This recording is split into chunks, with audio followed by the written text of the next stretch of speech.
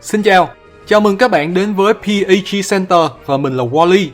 Pokemon X và Y là tựa game Pokemon thuộc main series đầu tiên được chạy trên dòng máy Nintendo 3DS với đồ họa mới, thiết kế mới cũng như là một số tính năng mới. Và cũng sẽ không ngoa nếu nói Pokemon X và Y đã góp một phần công sức không hề nhỏ vào việc hồi sinh thương hiệu Pokemon đang thoái trào ở thời điểm đó. Vậy nội dung và diễn biến của Pokemon X và Y là như thế nào mà có thể hồi sinh cho cả một thương hiệu? Hãy cùng mình đến với video tóm tắt nội dung của Pokemon X. Và đây sẽ là phần 1.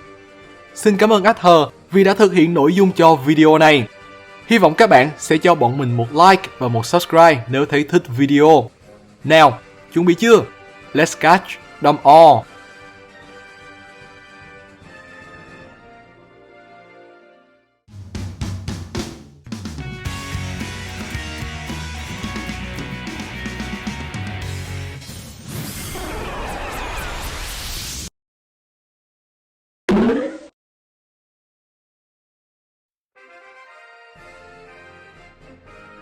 Một cuộc hành trình mới ở vùng đất mới mang tên Kalos đang chờ chúng ta phía trước. Nhưng phần intro thì không thể nào lạc hậu hơn với việc giáo sư Sycamore chào mừng người chơi đến với thế giới Pokemon. Nói lạc hậu vậy thôi, chứ chất lượng hình ảnh thì rất đẹp các bạn à. Và vẫn là câu hỏi cũ, bông hay trái? Với cái chất đàn ông trong người nên tất nhiên mình sẽ chọn vào vai nữ rồi. Vui là con gái hà, là con gái thật tuyệt, yeah. Tiếp đến là chọn màu da. Mình thích trắng như Ngọc Trinh nhé. Giờ thì bắt đầu vào game này. Mở đầu game, không hiểu sao trong phòng con gái nhà người ta đang ngủ mà lại có một con chim nhỏ nhỏ xinh xinh đột nhập vô được. Và cứ thế đâm sầm vào người làm nhân vật chính của chúng ta tỉnh giấc. Sau đó chúng ta biết được nhân vật chính này là một Rickit và còn là một game thủ thật sự. Tay thì cầm Nintendo 3DS Limited Edition hình Pikachu. Xa xa có máy Wii cùng với chiếc TV độ phân giải 8K 69 inch nhưng viền hơi bự. Lúc này thì chắc phải cảm ơn chú chim non kia đã đánh thức chúng ta dậy, chứ không thì khả năng cao người chơi sẽ ngủ quên vì thức khuya chơi game và sẽ phải chọn Pikachu là Pokemon khởi đầu. Việc đầu tiên người chơi phải làm sau khi tỉnh giấc là đi đến chiếc gương trong phòng và đọc thần chú. Gương kia ngự ở trên tường, thế gian ai đẹp được dường như ta. Thay vì trả lời, gương thần ném thẳng một bộ đồ rất xì tai vào mặt chúng ta. Giờ thì xuống nhà được rồi. Cơ mà đã đánh răng rửa mặt chưa nhỉ? Vừa xuống dưới gặp mẹ thì mẹ nói chúng ta mới chuyển nhà đến khu này nên hãy đi ra ngoài, mở rộng quan hệ với những người hàng xóm. Nghe xong khoái quá đi luôn. Ơ kìa, chú chim lúc nãy, hóa ra là chim của mẹ. Vừa bước ra cửa, chúng ta được gặp một đôi nam thanh nữ tú. Nữ nhân áo hồng tên là Sona, còn nam nhân áo xanh tên là Calem. Cả hai là hàng xóm và đều trạc tuổi nhân vật chính. Sona và Calem có mặt ở đây vì giáo sư Sycamore có một nhiệm vụ muốn giao cho 5 đứa trẻ của thị trấn Venival, nơi chúng ta mới chuyển đến. Và bất ngờ thay, người chơi cũng chính là một trong 5 đứa trẻ mà giáo sư muốn gặp. Ngay sau đó, chúng ta sẽ đi theo Sona và Calem lên đường số 1 để gặp hai thành viên còn lại là Tierno và Trevor. Xanh lá này, đen này, hồng này, xanh biển này, đỏ này. Có lẽ chúng ta đã lạc vô phim 5 anh em siêu nhân rồi thì phải. Và bằng một cách thần kỳ nào đó, chàng mập siêu nhân đen lại đang giữ 3 Pokemon khởi đầu của vùng đất Kalos và đã đến lúc chúng ta chọn bạn đồng hành. Siêu nhân xanh lá cũng không kém cạnh khi là người trao cho chúng ta Pokédex. Đồng thời, giáo sư Sycamore cũng gửi cho chúng ta một lá thư để xin phép mẹ cho chúng ta đi phiêu lưu. Cuộc họp mặt của 5 anh em siêu nhân kết thúc. Đang trên đường về nhà thì siêu nhân hồng muốn thử skill của chúng ta. Với kinh nghiệm xem siêu nhân lâu năm thì siêu nhân hồng không thể nào thắng được siêu nhân đỏ, và trường hợp này cũng không phải ngoại lệ. Xong trận đấu đầu tiên, chúng ta nhanh chóng mang thư về cho mẹ. Mẹ nhận thư, cứ ngỡ đó là love letter, nhưng rất tiếc là không phải. Đọc thư xong, mẹ đưa cho chúng ta tấm bản đồ rồi dặn dò: mang tiền về cho mẹ, đừng mang ưu phiền về cho mẹ. Ok, giờ chính thức lên đường được rồi. Quay lại đường số 1, đi lên phía bắc, đến với đường số 2. Chúng ta gặp lại siêu nhân xanh Calem và sẽ được chiêm ngưỡng chú chim nhỏ bé của anh ấy. Nói chung là Calem hướng dẫn chúng ta bắt Pokemon rồi tặng cho vài quả bóng thôi chứ cũng không có gì. Tiếp tục hướng lên phía bắc, chúng ta đến với Centalune Forest. Vừa bước vô rừng, siêu nhân hồng xin đi chung với chúng ta. Đi đến cổng ra, biệt đội siêu nhân tập hợp đông đủ rồi cùng nhau bước đến đường số 3. Vừa thoát khỏi khu rừng, siêu nhân xanh Calem bỗng nhớ lại việc người chơi chúng ta thường hay chơi luật rừng nên đã ném thẳng vào mặt chúng ta một quyển Adventure Rules. Sau đó, cả đám lại tách nhau đi riêng. Đi hết đường số 3, chúng ta sẽ đến được thành phố Centalune. Santalun City có hội quán hệ côn trùng của Viola. Trước khi bước vào gym, chúng ta sẽ phải đánh bại một cô nàng canh cửa tép riêu. Đánh xong, chúng ta sẽ được nhận đôi giày patin để có thể trượt ngược mượt. Vô bên trong hội quán, mình cứ nghĩ là lạc vào phim Spider-Man không ấy chứ. Quẩy xong ở đây, chúng ta sẽ nhận được huy hiệu đầu tiên, Bug Badge. Giờ thì đi lên trên để đến đường số 4 nào. Đang đi thì chúng ta bị Alexa, chị của Viola chặn lại. Cô tặng cho người chơi XP Share và mời chúng ta đến thăm cô ở thành phố Lumiose. Đi đến cuối đường số 4, sẽ có một đôi nam thanh nữ tú chặn đường và hỏi chúng ta đã gặp Pokemon Flabébé bao giờ chưa. Nói chung thì đây là một màn quảng cáo trá hình về hệ mới là hệ tiên thôi. Nói cho đã, rồi đôi này mới giới thiệu tên là Sina và Dexio, phụ tá của giáo sư Sycamore. Sau đó, chúng ta cứ đi theo hai anh chị này thì sẽ được đưa đến phòng nghiên cứu của giáo sư Sycamore tại thành phố Lumiose. Hãy nhớ chú ý bám sát hai anh chị này nhé, chứ không là lạc trong cái thành phố ảo ma Canada này luôn đấy. Cuối cùng thì chúng ta mới được gặp giáo sư Pokemon của vùng đất Kalos. Giáo sư nói quá trời quá đất rồi thách đấu với chúng ta luôn. Với tư cách là siêu nhân đỏ, tất nhiên giáo sư không phải đối thủ của chúng ta. Thắng được ông, chúng ta sẽ một lần nữa được nhận Pokemon khởi đầu, nhưng lại là Pokemon khởi đầu của vùng Kanto. Đồng thời, Megastone tương ứng với Pokemon chúng ta chọn cũng được tặng kèm. Siêu nhân hồng và siêu nhân xanh Clem cũng từ đâu lao tới xem trận đấu giữa chúng ta và ông giáo sư, nhưng cũng được nhận free mỗi đứa một Pokemon khởi đầu của vùng Kanto. Siêu nhân đen và siêu nhân xanh lá cũng có mặt, nhưng vì tới sau nên chẳng có gì để cho cả. Nhỏ thật sự cho hai thanh niên này. 5 anh em siêu nhân lại đông đủ. Giáo sư Sycamore nói sơ sơ về tiến hóa Mega và yêu cầu biệt đội đi đến thị trấn Camphrier để tìm hiểu. Nhận nhiệm vụ rồi thì lên đường thôi. Vừa xuống tầng 1 thì chúng ta thấy Sina đang nói chuyện với một ông chú có bờm sư tử. Ông giới thiệu tên là Lisandre, rồi nói gì đấy về việc xây dựng một tương lai tươi sáng đang chờ đợi chúng ta rồi đi mất. Siêu nhân xanh Clem cũng vừa xuống đến nơi và ngay lập tức gã chúng ta đi uống cà phê. Để nhanh tiến độ quá vậy anh trai. Thôi thì em cũng đồng ý cho anh vui. Vô quán cà phê, chúng ta vô tình gặp lại Lisandre đang nói chuyện với một cô gái có bộ đồ không thể nào sến hơn.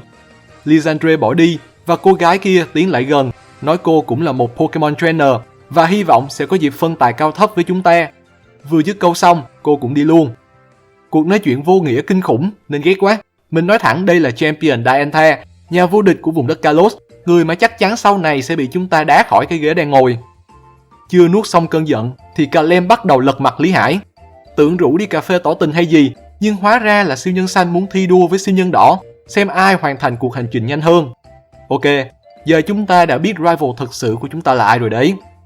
Cuộc sống quá phũ phàng. Thôi thì bước ra khỏi quán cà phê ấy, chúng ta sẽ đi đến đường số 5.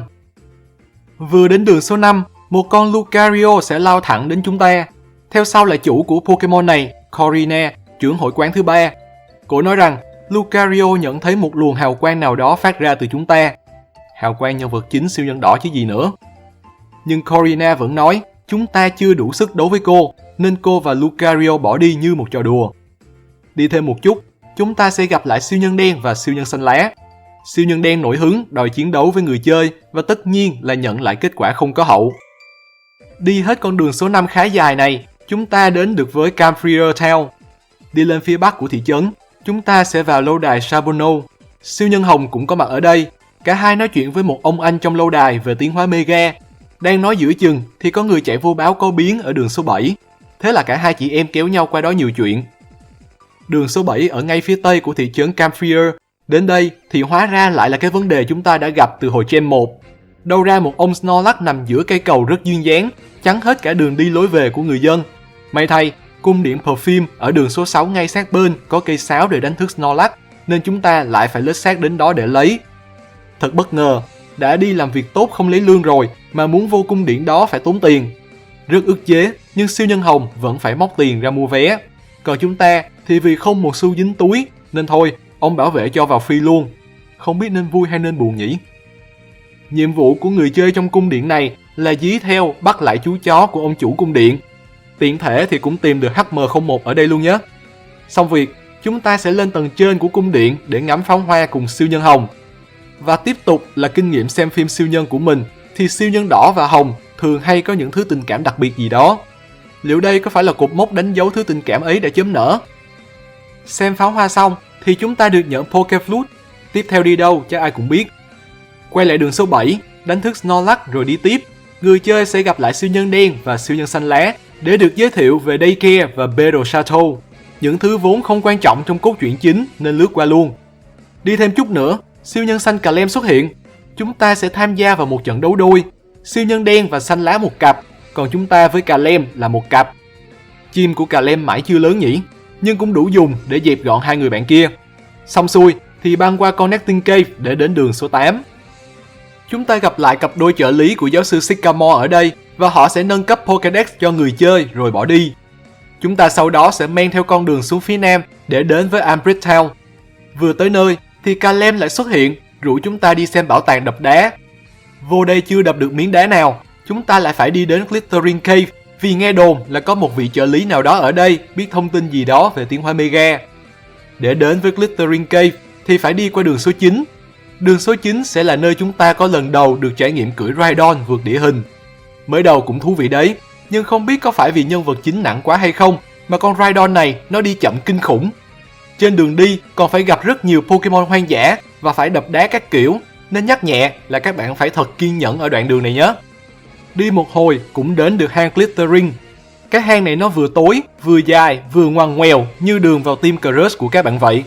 Nhưng ít ra thì cái hang này các bạn đi một hồi cũng đến nơi cần đến, còn đến được với trái tim của Crush hay không thì mình không chắc nhé. Cuối hang, tổ chức tội ác của vùng đất Kalos, Team Flare đang làm gì đó mờ ám. Đánh bại vài tên trong Team Flare, siêu nhân xanh Clem cũng có mặt để góp sức.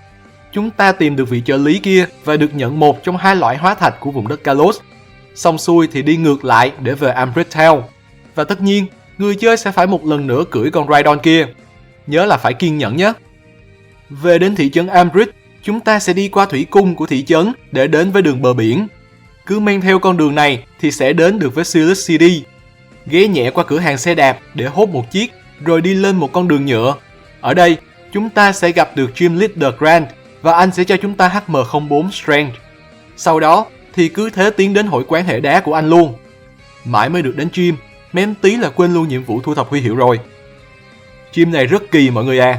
Con gái nhà người ta đã mặc váy ngắn rồi mà bắt leo trèo các kiểu không cho thay đồ. Ở dưới mà nhìn lên thì... mà thôi. Quay lại vấn đề là sau khi đánh bại được Grant, chúng ta sẽ có huy hiệu thứ hai là Cliff Badge. Giờ thì tiến lên phía bắc để đến với đường số 10. Tiếp tục đi lên hết đường này thì sẽ đến được với Geosand Town. Vừa đến thì sẽ có một tên Team Flare nói nhảm gì đấy rồi bỏ chạy. Chúng ta rượt theo thì Clem xuất hiện, cũng nói nhảm rồi cũng bỏ đi. Thực sự là mình chẳng hiểu gì luôn, nhưng nói chung là sau đó chúng ta sẽ phải đi qua hướng đông để đến với đường 11. Chưa kịp đi qua đường mới thì Corina xuất hiện thách đấu.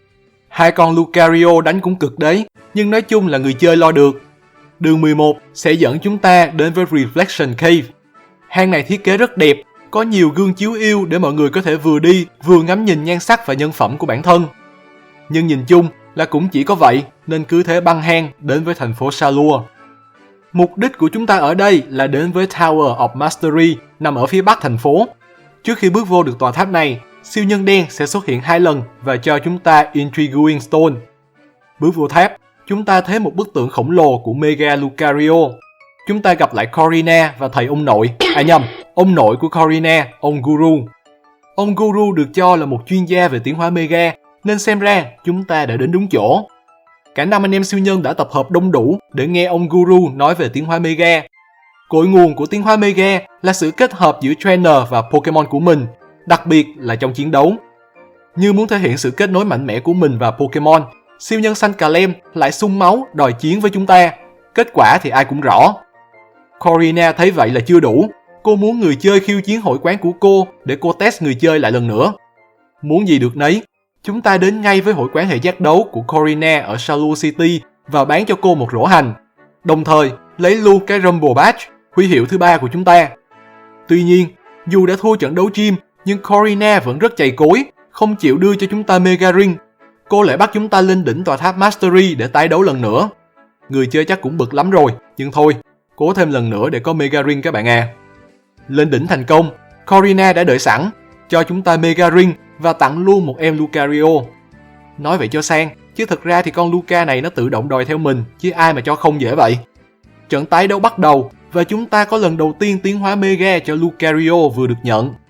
Xong trận, có được Mega Ring, đã có thể Mega Evolve, chẳng còn gì níu kéo chúng ta ở đây. Ngại gì mà không phủi quần ra đi.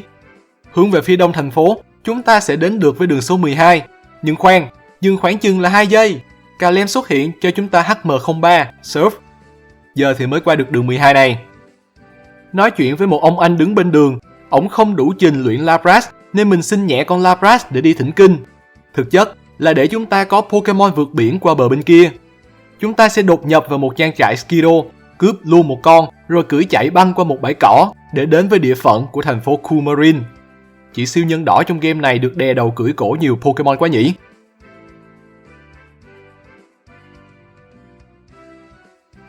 Và pha chôn chĩa Pokemon không khác gì Team Rocket vừa rồi của người chơi sẽ khép lại phần 1 của màn tóm tắt nội dung chính trong Pokemon X của bọn mình. Liệu bọn mình có bỏ sót chi tiết quan trọng nào không?